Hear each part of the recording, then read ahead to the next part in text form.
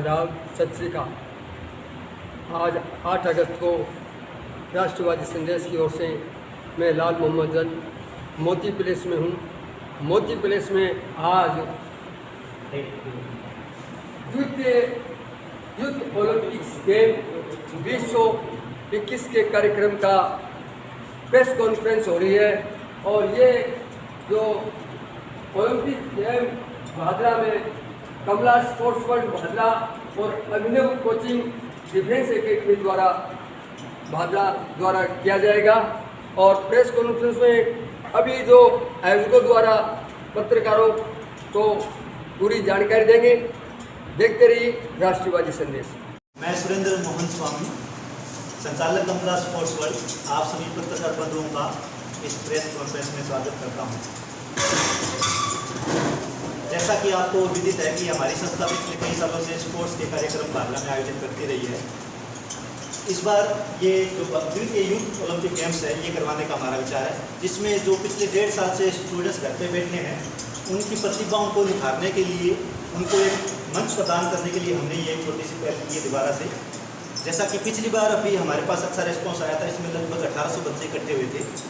इस बार हमें उससे भी ज़्यादा बच्चे इकट्ठे होने की उम्मीद है। अब इससे पहले मैं वार्ता शुरू करूं, अपने स्टाफ से आप लोगों का परिचय करवाना चाहूँगा। इधर मेरे दाईं साइड में है सुशील जी खाजोतिया, जो हमारे इस ओलंपिक टूर्नामेंट की कमेटी की अध्यक्षता करेंगे वो इस टूर्नामेंट के दौरान। उनके बगल में उस तरफ है सलीम जी कोच, जो बास्केटबॉल के कोच हैं, और जो टीम गेम्स हैं उनका संचालन इनके प्रतिनिधित्व में होएगा। यहाँ पे मेरे पास में बैठे हैं रुताज जी लकेसर। ये भादरा में अभिनव कोचिंग सेंटर नाम से इंस्टीट्यूट चला रहे हैं। इन्होंने काफ़ी लोगों को, बच्चों को कोचिंग देकर कामयाब किए हैं अपने जीवन में। पहली बार ये हमारे साथ स्पोर्ट्स में भी आ रहे हैं। इधर मेरे लेफ्ट साइड में हैं राजेंद्र जी फौजी, नाम से ज़्यादा ये फौजी नाम से फेमस है भादरा में। ये कुश्ती के कोच हैं और भादरा में काफ़ी बच्चों का भविष्य इन्होंने संवारा है इस खेल में। इनके बगल में है इधर सुनील जी, जो कि एक नेशनल मेडलिस्ट हैं बॉक्सिंग गेम के अंदर।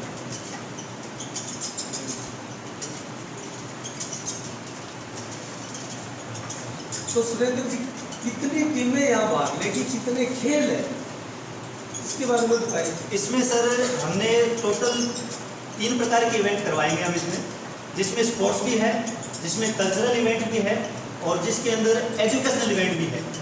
तो टोटल कुल इवेंट की हम बात करें तो लगभग 50 इवेंट्स इसमें टोटल होंगे। अच्छा, पिछली बार कितने गेम इसमें शामिल? पिछली बार 21 गेम लिए थे। कब से शुरू हो रहा है सर? कब ये सर पहले हम इसमें बच्चों की एंट्री करवाएंगे, जो इस महीने की लास्ट तारीख रखी 31 अगस्त हमने। एंट्री होने के बाद में इसका कार्यक्रम तय करेंगे और भादरा के आसपास के शहरों में ये सारा आयोजन करवाया जाएगा।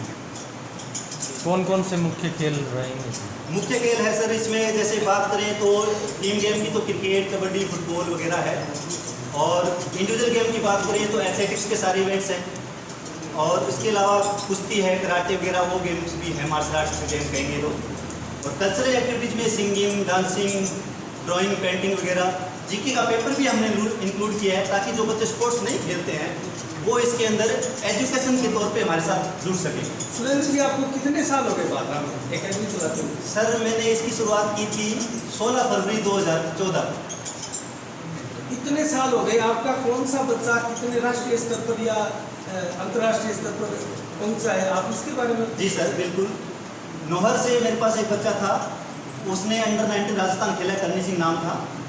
उसके अलावा 3 बच्चे हमारी एकेडमी से इधर एडमिशन हुए हैं साधु स्पोर्ट्स में, जिसमें एक तो आप जनता लेबोरेटरी वाले हैं, ओम जी हैं, उनका इंस्ट्रक्टर है विश्वास, जो बास्केटबॉल गेम के अंदर वहाँ पे साधु स्पोर्ट्स में हमारी एकेडमी से निकला है।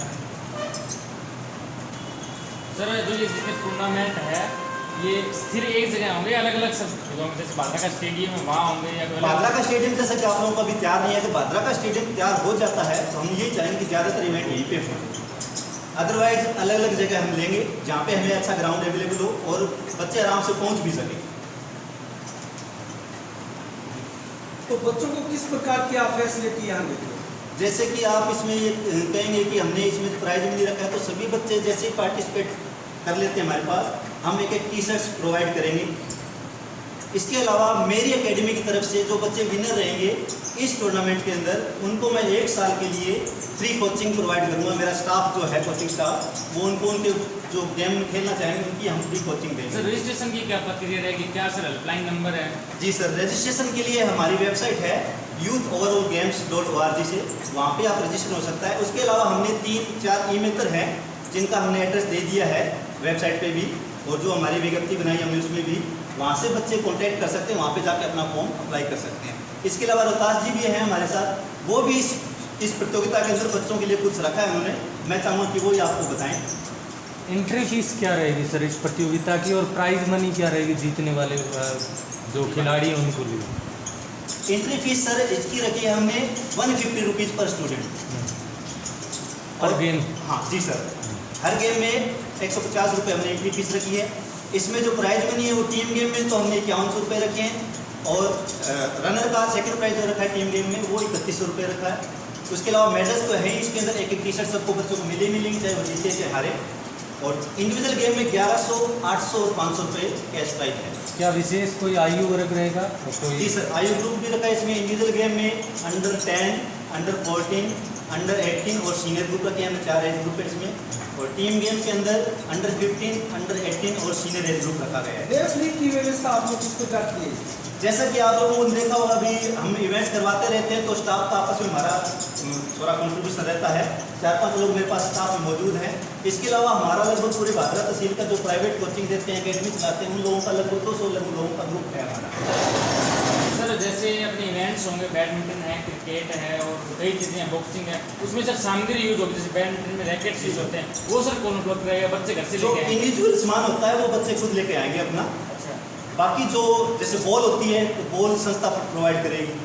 जो इंडिविजुअल खुद बच्चे के लिए होता है ना, जैसे बॉक्सिंग में ग्लव्स है, वो बच्चे को खुद को लाने पड़ेंगे। तो इंडिविजुअल जो सामान यूज किया जाता है किसी भी गेम के अंदर, वो बच्चे को खुद को ही लाना। टाइम पीरियड कितना है सर इसका? बोले टाइम पीरियड समझा नहीं सकता। जैसे गेम्स होंगे सर, रोज आप गेम कराएंगे, कितने टाइम पीरियड? जैसे पिछली बार की बात करूँ तो उसके हिसाब से मैं बताना चाहूँगा आपको। उस टाइम 21 इवेंट थे तो हमने लगभग 14 दिन लिए थे उसको समाप्ति करने में। इस बार 50 इवेंट है तो हम सोचते हैं कि लगभग 1 महीना ये प्रोग्राम चलेगा। तो इसका खर्चा कितना आ जाएगा? खर्चे का सर ऐसा है कि मैं इसके बारे में कुछ कहना नहीं चाहूँगा क्योंकि मैं अंदाज़ा नहीं लगा सकता, लेकिन मुझे ये है कि इसमें बच्चे भी खुश होंगे, जो हमसे जुड़ेगा वो भी खुश होएगा और एक अच्छा प्रोग्राम देखने को मिलेगा। क्या सर आपके यहाँ से जो विनर कैंडिडेट हैं उनको भविष्य में कोई बड़ा प्लेटफॉर्म भी मिलेगा राज्य स्तर पर? हमारी कोशिश सर यही है कि कोई बच्चे निकले जिस प्रकार पढ़ाई के लिए, एक बात कहना चाहूँगा मैं स्पेशल, पढ़ाई में जब हम कोई चीज़ की तैयारी करते हैं तो पहली क्लास से लेकर ग्रेजुएशन तक पढ़ते हैं, तब कोई कंपटीशन देने लायक होते हैं, उसमें भी हम सिलेक्ट होते हैं नहीं होते, वो बात की बात होती है। अगर गेम्स के अंदर हमें इतना समय ना देकर सिर्फ या 2 या 3 साल भी कोई स्टूडेंट देता है तो फिर हम उसको अच्छा प्लेटफॉर्म प्रोवाइड कर सकते हैं।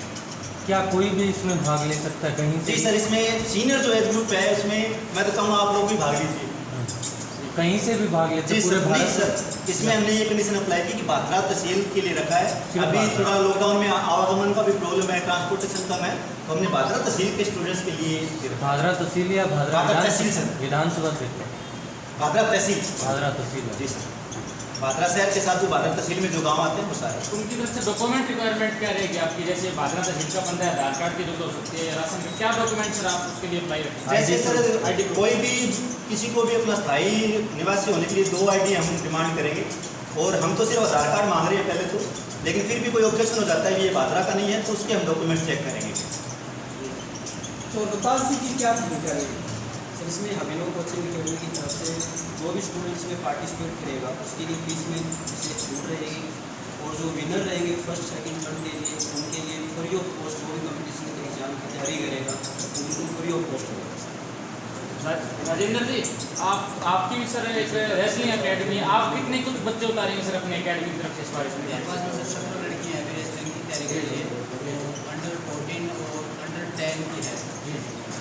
लगभग मेरी सारी पहलवान है वो यहाँ पे वीर जी, आपकी सर बास्केटबॉल से आपके कितने मैदान में खिलाड़ी? मैं सर अंडर 10, अंडर 14 और 17 तीनों टीमों का हूँ, जिसमें 14 और 17 गर्ल्स की टीम और 10, 14 और 17 की बॉयज़ की टीम। इसके साथ साथ मिलानी, दावरी और आसपास के क्षेत्र में जो भी बास्केटबॉल खेलते हैं उनकी पूरी टीम उतारने की कोशिश। सुशील जी, आपका क्या योगदान है?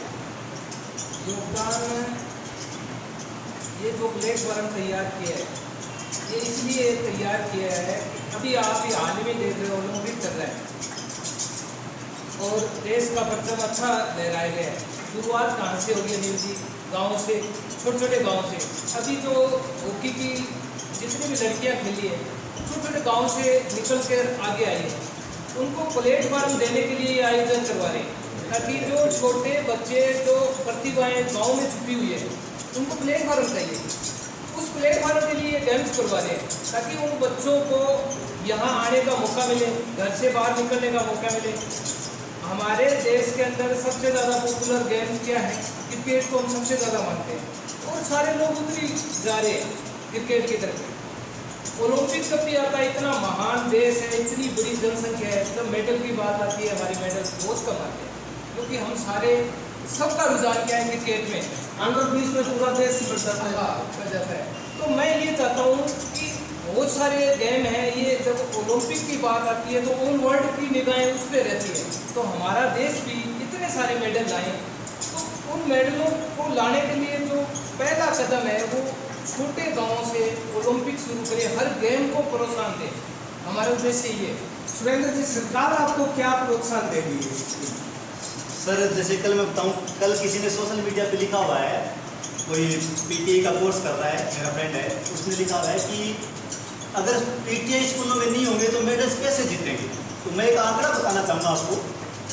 पिछले 76 सालों से स्कूली गेम्स आयोजित किए जा रहे हैं, उन गेम से आज तक एक भी बच्चा नहीं निकला है, स्कूली गेम से कोई बच्चा। उसका रीज़न ये है कि वहाँ पे या तो सिफारिश वाले बच्चे खेलते हैं या फिर जो पैसे वाले बच्चे होते हैं वो खेल के आते हैं। सरकारी स्कूलों का जो हाल है उनका भी यही हाल है, पीटीआई जो होते हैं वो अपने पक्ष के बच्चे खिलाते हैं बहुत। उस वजह से क्या है, जो असली प्रतिभा वो तब भी रह जाती है। असली प्रतिभा आपने जितने भी अब जो प्लेयर्स ने मेडल जीते हैं ओलंपिक में, उनका आप अगर विकीपीडिया पढ़ोगे, उनका अगर बायोग्राफी पढ़ोगे आप, तो आपको मालूम होगा वो बच्चे अपनी मेहनत से, अपने प्राइवेट कोच से कोचिंग लेके यहाँ तक पहुँचे। तो जो प्राइवेट अकेडमी में जितनी मेहनत बच्चे को होती है ना, उतनी बच्चे सरकारी एकेडमी में, साई एकेडमी में नहीं हो पाती है, क्योंकि वहाँ जाने के बाद में बच्चे भी वैसे हो जाता है कि हाँ उनको सरकारी सुविधाएं मिलनी शुरू हो जाती है, फंड मिलना शुरू हो जाता है, मंथली उनका खर्चा शुरू हो जाता है, तो उतनी मेहनत नहीं करते हैं जितने गाँव के बच्चे होते हैं, क्योंकि उनको खेल में आगे बढ़ना होता है। तो मेरा मानना भी यही है कि निचले स्तर से बच्चों पर अगर थोड़ी मेहनत की जाए तो वो आगे तक ज़्यादा बढ़ सकते हैं।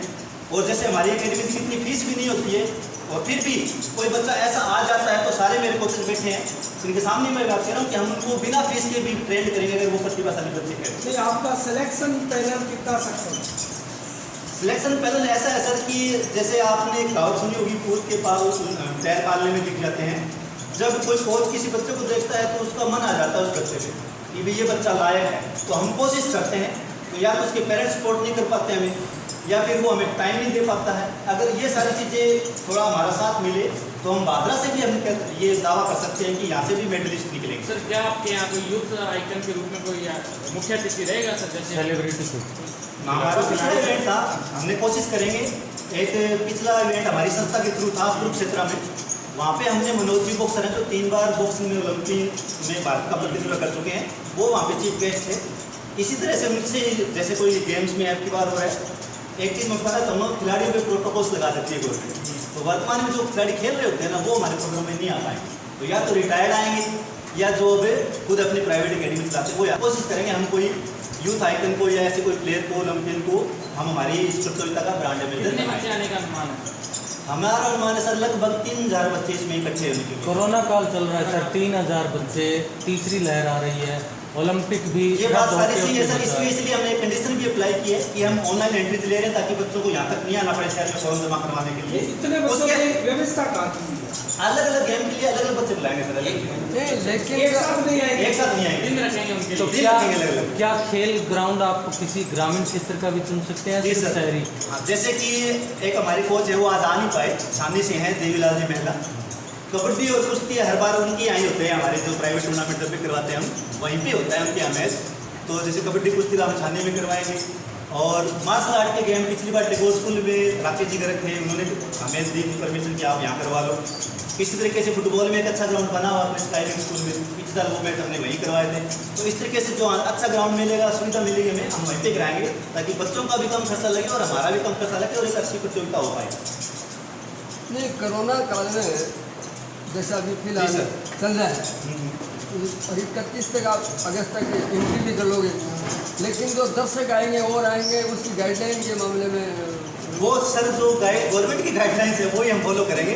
एक चीज़ मैं बता दूंगा, अभी जैसे भादरा की बात करूँ तो अकेडमियों में बच्चे खेलने आते हैं, आपने भी देखा होगा, बास्केटबॉल खेलने भी जा रहे हैं, क्रिकेट खेलने भी जा रहे हैं, कोई उनको आकर होता है, उतने ही बच्चे हमारे पास एक इवेंट के इकट्ठे होंगे एक दिन में, तो हम उनको आराम से कर सकते हैं। उसके अलावा मास्क लगाना है, कोई सैनिटाइजर का यूज़ करना है, सोशल गाइडेंस है, वो भी हम इसका ध्यान रखने की कोशिश करेंगे। और सबसे बड़ी बात यह है कि अगर कुछ ऐसी दुविधा आ जाती है कि हमें रोकना पड़े इवेंट, तो हम इसमें ये शर्त भी डाल रहे हैं कि संयोगवश हम इसकी तारीख आगे पीछे कर सकते हैं। और इतने खिलाड़ी आएंगे, क्या उनके लिए रहने की जो खाने पीने की व्यवस्था है क्या आपकी तरफ से रहेगी? नहीं सर, वैसा कुछ नहीं रखेंगे, क्योंकि हम जिस दिन बच्चे आएंगे उसी दिन हम उनको फ्री कर देंगे, अपने घर आराम से जा पाएंगे। बादर से निकलेंगे वो अपने गाँव में आराम से वापस लौट सकेंगे। तो कितने रेफरीज वगैरह रहेंगे सर इन 30 दिन के मैचों के लिए? हर गेम्स के अंदर सर 2 या 3 रेफरी हैं, वो उस गेम्स के लिए हम बुलाएंगे उसी दिन। जैसे गेम एक दिन में कई गेम भी तो हो सकते हैं ना, जैसे 10 गेम हो गए सर एक दिन में, 10 गेम नहीं करवाएंगे, 10 गेम नहीं करवाएंगे। जैसे मान लीजिए आप कुश्ती, कराटे, जूडो, ये कुछ गेम्स एक जैसे होते हैं, उनमें सेम ही रेफरी होते हैं, तो वो जो ये गेम है छोटे गेम होते हैं, एक दिन में 2 दिन में हो जाते हैं, तो वो 2-3 रेफरी हमें बुलाने पड़ेंगे। जैसे कबड्डी हो गई, कबड्डी में 2 रेफरी नहीं चला सकते, 7-8 मैच हो गए। हाँ, तो कबड्डी में टीम गेम है, कबड्डी में टीम गेम है, तो जैसे 4 रेफरी होते तो 2 ने एक मैच करवा दिया, अगला मैच दूसरे 2 रेफरी करवा देंगे। मतलब बच्चों को तो आप कुछ खाना वगैरह नहीं खिलाएंगे, लेकिन रेफरीज को खिलाएंगे? जी सर, बिल्कुल। सर कुछ दर्शक हमें लिख रहे हैं लगातार कि आप अलग अलग गांव से हैं, सारे लिख रहे हैं आप हमारे गांव में करो, आप हमारे गांव में करो। हाँ सर, क्या ऐसी आप ऐसी सपोर्ट हमें प्लानिंग कर सकते हैं कि बड़े बड़े जो पंचायत है, बड़े बड़े जो खेल ग्राउंड है, वहाँ पर गांव में खेल लेकर जाएं ताकि वहाँ पर और लोगों को? ये सर मैं चाहूँगा कि ये बच्चे जो भी दर्शक कर रहे हैं कमेंट, वो हमें भी बताएं, हमें मैसेज करें, हमें ईमेल भेजें। हम जहाँ पे हमें सुविधा होगी ऐसा गांव हम ढूंढेंगे जहाँ पे चारों तरफ से बसें पहुँच सकें, बच्चे पहुँच सकें, तो वहाँ पे हम ये मैच करवाएंगे। सुविधा मिलेगी तो हमें दिक्कत ना आए। एंट्री होने के बाद ये भी पता चलेगा नंबर ऑफ स्टूडेंट कितने स्टूडेंट्स होते हैं, कोशिश करें कुछ गाँव गाँव की लिस्ट जारी करेंगे सर, जी सर। कौन से गाँव? बच्चे भी हम बताएंगे कौन से इवेंट में कितने आए और वो सब चीज़ हमारे पास आ रही है, इसीलिए हम एंट्री में पहले ले रहे हैं ताकि हमारे पास एक कार्यक्रम हो कि इतने बच्चे और इनको हमें यहाँ बुलाना है। तो अभी डेट फिक्स नहीं की आपने? नहीं जी, डेट फिक्स हमें बता रहा हूँ, एंट्री होने के बाद में मेरे पास आंकड़ा होगा कितने बच्चे हैं, कौन सा इवेंट कब करवाना है। सितंबर अक्टूबर में करवाएंगे अभी या यही बाद है में? सर, क्योंकि आपको भी पता है, तो राजस्थान में हो आप सब, तीसरी लहर आने के संकेत बता रहे हैं कि सितंबर के एंड तक आने के ऐसा कुछ बोल रहे हैं, तो हमारी कोशिश उससे पहले हम ये इवेंट करवा दें। फिर भी ऐसी कोई स्थिति आ जाती है तो डेट आगे पीछे करनी पड़ सकती है। तो आपको भादरा की प्रशासन की भी सहयोग की जरूरत रहेगी क्योंकि इतने लोग एक साथ जुटेंगे। जी सर। तो क्या आपने प्रशासन से बातचीत की है, क्या अनुमति ले ली? जी, ये है दैट साहब हमारे, ये सारा काम इनके हिस्से में है, तो आपको ये बताएंगे तो अच्छा रहेगा। जी ऐसा है, मानव जीवन के लिए, मानव के लिए ये खेल प्रतिभाएं तैयार करें। अगर कोरोना काल के समय में अगर लहर आती है तो हमें उस लहर में अपने को बचाना है। गेम जरूरी नहीं बचाना है। अगर लहर आती है तो प्रशासन भी जानता है, हम लोग भी जानते हैं कि ये चीज़ ज़रूरी नहीं है तो वो नहीं करवाएंगे। बच्चे भी जानते हैं क्योंकि हमारे लिए उनकी जान जोखिम में तो हम जान नहीं। वैसे भी एक साथ तो बच्चे बुला ही नहीं नहीं बुला भी नहीं रहे। देखो अनिल जी, उसमें क्या है, प्रोटोकॉल के हिसाब से चलेगा ये सारा गेम। इंडोर जो गेम है एक हॉल में होना है, उस हॉल के अंदर प्रोटेक्शन रखा जाएगा। जैसे ये कोच हैं, ये लोग 4 कोच उसके अंदर है, तो चारों वो अपने मास्क सैनिटाइज का प्रयोग करेंगे। ठीक है, हम जहाँ तक हो सकते हैं कि बच्चों को भी ये कहेंगे कि वो अपने जो फर्स्ट इंजेक्शन है वो भी लगा के रखें, गाइडलाइन रखेंगे कि वो भी वैक्सीन लगवा के आएँ। जहाँ तक वो 18 साल से ऊपर है वो सारे वैक्सीन लगवा के आएँ और जो कोरोना काल का जो भी गाइडलाइन है उसका पालन करेंगे। उसकी देखरेख में ये आयोजन करवाना है। इस महामारी को जो दिमाग में सबके जो घर बना लिया है और इसमें अगर हमने घुटन पैदा करी उसको बाहर निकालने के लिए तो ये गेम्स करवा रहे हैं, क्योंकि बच्चा फिजिकली भी फिट होना चाहिए। वो लड़ाई किससे करेगा? महामारी से लड़ाई फिजिकली फिट होगा तभी करेगा। इसलिए अनिल जी उसको बाहर निकालने के लिए ये प्रतियोगिता रखी है। अगर लहर आ जाती है तो हम सबको पता है, जरूरी नहीं है कि हम उस लहर के खिलाफ जाएं या किसी को। हाँ, इसमें बच्चों का एक फ़ायदा और भी है सर, मैं कहना चाहूँगा। जैसे कि मान लीजिए अभी 1 महीने हम ये एंट्री चलाएंगे तो बच्चों को 1 महीने का समय मिलेगा तैयारी करने का, जिस संबंधित गेम में होगा वो। उसके बाद में जब भी उसका गेम होगा उस दौरान वो पूरा तैयार होगा। अब आज मैं एंट्री लेके कल ही मैच करवाते हैं तो बच्चे सब घर पे बैठे हैं, ना तो उनकी पढ़ाई हो पाई है, ना उनकी गेम की प्रैक्टिस हो पाई है, तो वो किस प्रकार प्रदर्शन कर पाएंगे। तो अगर महीना 1.5 महीना इसमें मिलता है बच्चों को भी, तो बच्चों का भी इसमें ज़्यादा फायदा, वो अच्छी परफॉर्मेंस भी दे पाए। आपके सर प्रचार की क्या प्लानिंग रहेगी? क्योंकि हो सकता है सर गाँव के बच्चों तक इस चीज़ की सूचना ना पहुँचे, जैसा कि आपने अपनी गाइडलाइन में लिख रखा है कि हर गाँव जाके प्रचार किया जाए, उसके बारे में सर थोड़ा बताएं। हमारी कोशिश यही है कि हर गांव में हम हमारा एक फ्लैक्स टांगे वहाँ पे, जिसमें हमारे टूर्नामेंट के बारे में डिटेल हो। हमारा वेबसाइट का एड्रेस है, जो हमारा कॉन्टैक्ट नंबर है वो वहाँ पे डालें, ताकि कोई संबंधित बच्चे वो हमसे संपर्क कर सके।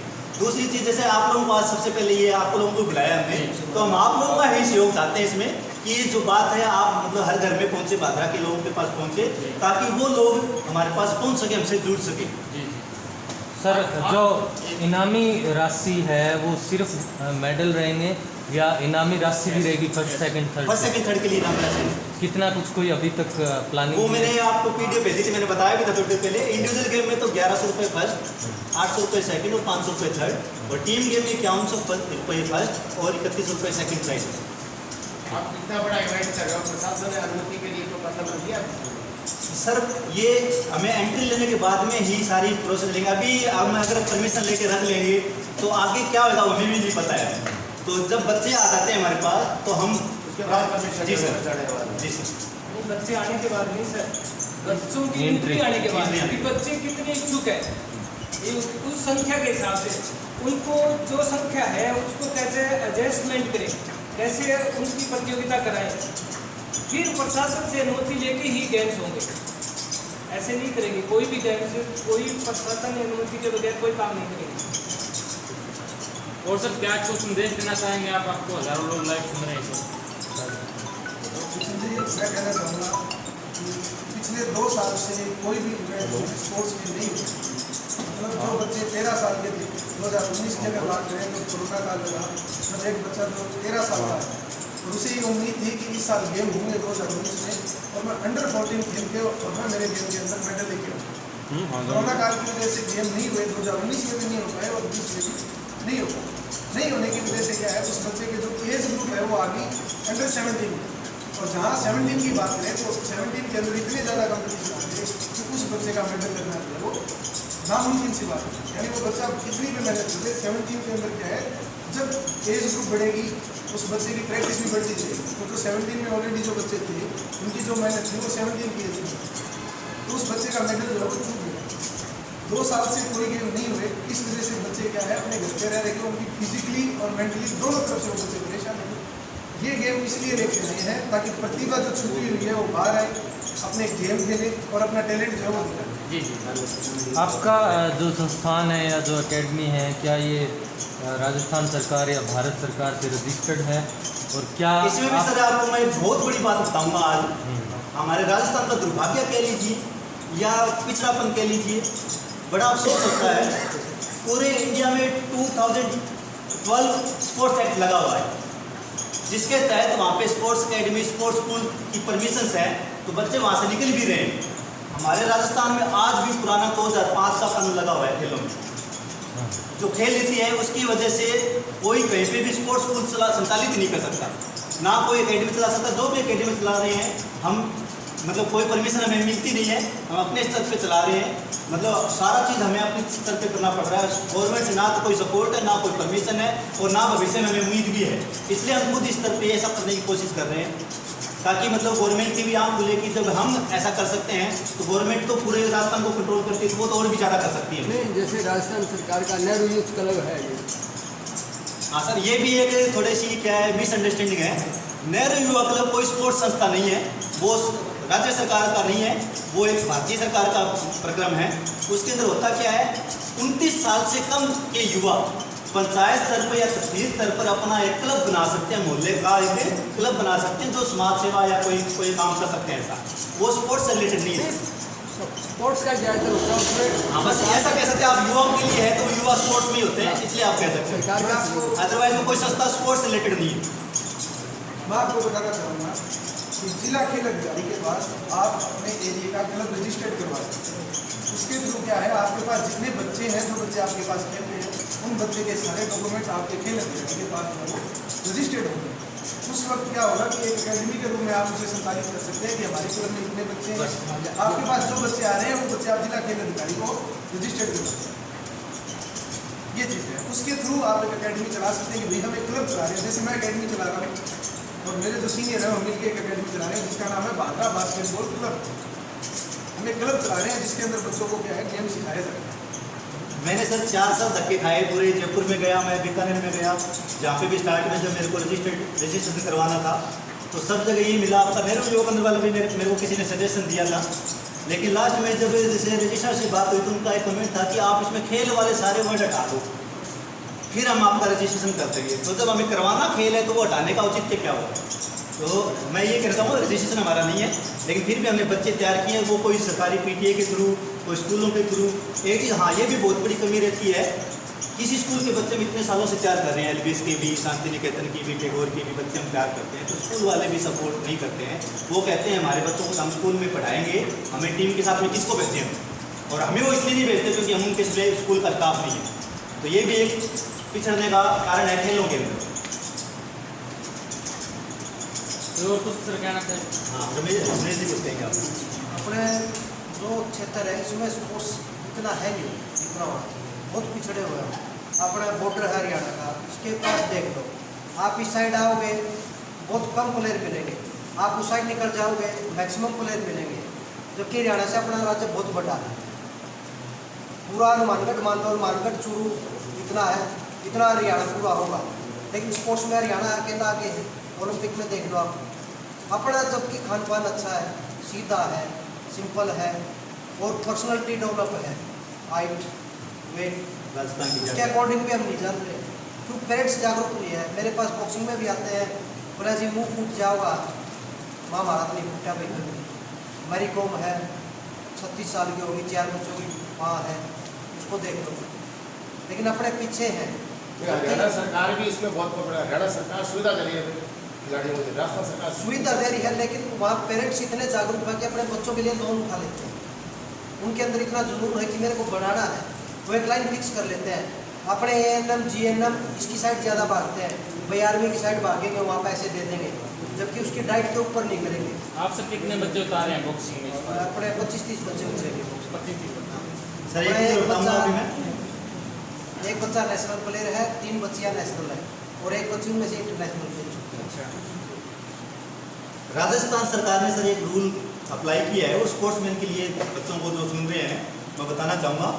आउट ऑफ टर्न एक्ट नाम से एक एक्ट शुरू किया है राजस्थान गवर्नमेंट ने। उसमें जो राजस्थान को रिप्रेजेंट करेंगे, इंडिया को रिप्रेजेंट करेंगे, राजस्थान के जो प्लेयर्स होंगे उनको डायरेक्ट नौकरी का प्रावधान किया गया है। तो स्पोर्ट्समैन के लिए ये भी नहीं है कि भी सीधा वो खेल लेगा फिर वो एक PTI बनने के लायक रहेगा, ये नहीं है। यानी कि उसको अच्छी नौकरी भी मिलेगी, अच्छा पोस्ट मिलेगी उसको। तो खिलाड़ियों के लिए एक प्रेरणा वाली चीज़ है ये कि राजस्थान गवर्नमेंट ने कम से कम इतना तो किया है कि उनको सीधी नौकरी प्रदान की जाएगी। सर आप स्टेट गवर्नमेंट के लिए तो कह रहे हैं कोई सुविधाएं नहीं है, केंद्र सरकार खेलो इंडिया प्रोग्राम करा रही है और भी यूथ गेम्स भी करवा रही है। क्या आपने कभी केंद्र सरकार के किसी विभाग से, खेल विभाग से इस प्रकार का कांटेक्ट करने की कोशिश की? जी सर, मैंने 2 बार विजिट किया। पहले हमारे खेल मंत्री थे पीयूष जी गोयल, उनसे मेरी मुलाकात हुई तो मैं उनसे 2-3 बार मिलकर आया उधर। तो चीज़ वही रह जाती है कि वो तो यहाँ तक नहीं पहुँच पाते और मैं यहाँ के खिलाड़ियों को वहाँ तक लेके जाऊँ तो उसके लिए पहले मुझे तैयार करना पड़ेगा। तो बात वही आ जाती है कि इतना सपोर्ट हमें भी नहीं मिल रहा, ना पेरेंट्स का ना बच्चों का। बच्चे सिर्फ खेलते इसलिए है कि खेलना है उनको, इसलिए नहीं खेलते कि मुझे ओलंपिक खेलना है, मुझे इंडिया की तरफ से खेलना है। एक टारगेट अगर लेकर चलेंगे वो ना, तो हम उनको वहाँ तक पहुँचाने की कोशिश कर सकते हैं। मैं ये दावा नहीं करूँगा हम पहुँचा ही देंगे, हम हमारी कोशिश में थोड़ा और भी ज़्यादा मतलब कोशिश ये रहेगी कि वो पहुँचे वहाँ तक। और सबसे बड़ी बात है, मैं यहाँ पे अपने राज्यवर्धन जी राठौड़ राजस्थान के यहाँ पे पता है, वो भी खेल मंत्री रहे, उनसे भी मेरी मुलाकात हुई थी। जब मैंने उनको बताया कि मैं ऐसी कोई अकेडमी भादरा में चलाता हूँ, तो उन्होंने मेरे को कहा कि मैं भादरा कभी विजिट करूँगा। अब मैं भादरा को बुला लूँ यहाँ पे उनको, तो अकेडमी में बच्चे मिलेंगे 4-4। जो भी हम अपने निजी बच्चों को, ऐसे बच्चों को सिखा रहे हैं, वो भी जब टूर्नामेंट होता है तो पेरेंट्स कह देते हैं इनकी एग्जाम चल रही है, इनका शादी आ गई, कोई बच्चे की कोई कहीं प्रोग्राम में जाना हो जाना, मतलब वो खेलों को नज़रअंदाज करते हैं, फिर भी प्रैक्टिस कर रहे हैं तो भी। तो ये समस्या जब दूर होगी, जैसे मैंने वो आउट ऑफ टर्न नौकरी वाली बात कही है, पेरेंट्स को लगता है खेलों में सिर्फ बर्बाद हो रहा है, वो पुरानी कहावत आपको भी सुनी होगी, खेलोगे कूदोगे होगे खराब। आज भी हमारे लोगों के दिमाग में वही है, उनको ये पता नहीं है कि खेलों में बहुत ज़्यादा स्कोप है, आजकल नौकरियाँ भी है। दूसरी बात, सरकारी पद मिलते हैं उनको, जैसा कि वो मेरा भाई चानू को डीएसपी का पद मिला, आप लोगों को सबको पता होगा। तो भारतीय सरकार द्वारा ऐसा प्रावधान है, तो खिलाड़ी आगे आए, हम उनके साथ हैं, आप लोगों का पूरा सहयोग चाहिए, हम जितना हो सकेगा हम करेंगे। आप खिलाड़ियों के लिए क्या संदेश देंगे? जो आप के लिए सर हमारा यही संदेश है, जो हम बच्चों का है ना वो ऐसा बेस तैयार कर देंगे, आने वाले 2024 या 28 ओलंपिक में इस भादरा क्षेत्र से बच्चा गोल्ड मेडल लेके आएगा, चाहे वो लड़का हो चाहे गोल्ड मेडल तो नहीं, लेकिन प्रतिनिधित्व तो अवश्य करेगा, ये हमारा मतलब चैलेंज। मेडल भी लेके आएगा सर, मेडल लेके आएगा 100%, 101% भादरा क्षेत्र का बच्चा, लड़का या लड़की, गेम रेसलिंग, बॉक्सिंग, एथलेटिक्स, चाहे कोई गेम हो, हम बच्चों का ऐसा बेस तैयार कर देंगे कि वो मेडलिस्ट बन के आएगा। इसमें जैसे वो स्कॉलरशिप हम लोग दे रहे हैं, ये पढ़ाई की दे रहे हैं, मैं स्पोर्ट्स की दे रहा हूँ, उसमें एक बात और ऐड करना चाहूँगा, अभी भी कोई ऐसे बच्चे हैं जो हमारी फीस नहीं पे कर पाते हैं टूर्नामेंट की, कोई गरीब बच्चे हैं जो लाचार हैं, उनके लिए हम फ्री रजिस्ट्रेशन करते हैं, वो हमसे संपर्क करेंगे। मैं नहीं दे पाता हूँ, फीस की होना चाहिए, फीस की कोई बात जुनून होना चाहिए, पेरेंट्स जागरूक होना चाहिए बच्चों का, दोनों टाइम दे, इस चीज़ में टाइम लगेगा, तो प्लेयर को तैयार करने में टाइम लगता है, वो टाइम हमें मिलेगा तो डेफिनेटली मेडल्स निकालेंगे। सुरेंद्र जी, हमारी कोशिश है, अभी मसौदा पूरा आपको तैयार भी करना है और तहसील स्तर पर आप पूरा बड़ा ये कार्यक्रम आयोजित करें, इसलिए हम मीडिया की तरफ से आपको बहुत बहुत शुभकामनाएं। सब आए।